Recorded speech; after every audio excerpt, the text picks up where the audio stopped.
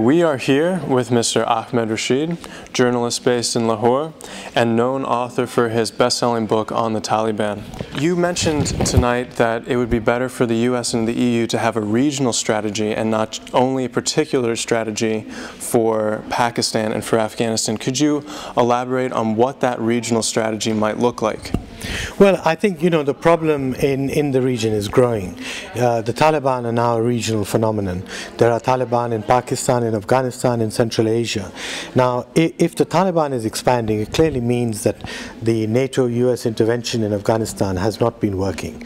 And we've seen the upsurge in military activity, etc. So what I think is needed is if the Taliban are becoming a regional problem, we need a regional solution. Now that should involve all the countries of the region who have been interfering in Afghanistan: Iran, Pakistan, Central Asia, the 5 republics of Central Asia, India. Now you have to reduce India-Pakistan tensions before you can address the problem of getting the Pakistan military to change its policy. So here we have a situation where you have an insurgency in Afghanistan, but that insurgency to a large extent depends on how you can reduce tensions between India and Pakistan. Secondly, with Iran, for example, Iran has to be brought into the process. Iran has been ousted by the Americans. I think the next US administration has to talk to Iran about, certainly about Afghanistan, and Iran has to be brought into all the various forums, economic forums, aid forums that exist on Afghanistan, in which it's not even a member. And about Iran, how could the US and the EU overcome the difficulties they're having now with Iran and its nuclear development program? That is a very big issue, and I'm just concerned that maybe it would be easier for the Americans to start a dialogue, as they have started an indirect dialogue in Iraq with Iran to try and settle and prevent Iranian interference in Iraq. It would be easier perhaps for the US to start a similar dialogue with Afghanistan. It should be a direct dialogue, not an indirect dialogue. The Americans should sit with the Iranians and discuss how to help Afghanistan stabilize itself.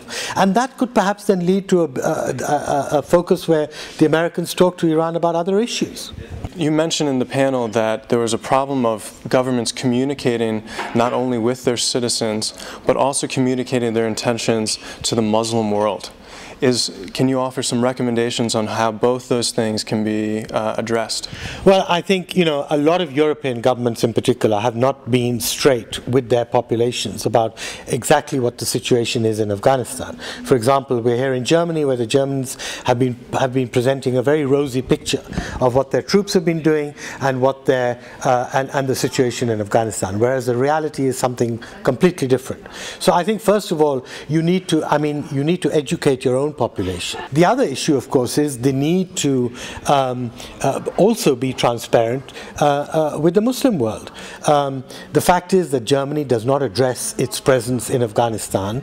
It doesn't address it outside Germany. It doesn't tell the German people, and it doesn't tell the Muslim populations as to why German troops are in Afghanistan. Is there a particular forum where this dialogue between Western and Muslim nations would perhaps best be facilitated? Could it be the UN, or might it be another place? Well, I think, obviously the UN is a good place. Unfortunately, we've had a problem with the Bush administration, which has totally ignored the United Nations. But I think this kind of dialogue should be taking place at many different levels: at the second track level, at the NGO level, at human rights level, at government to government level. I think we need to see this dialogue operating from both civil societies in the West and between civil societies in the Muslim world, and at a government to government level. Thank you very much for your time, Mr. Rashid.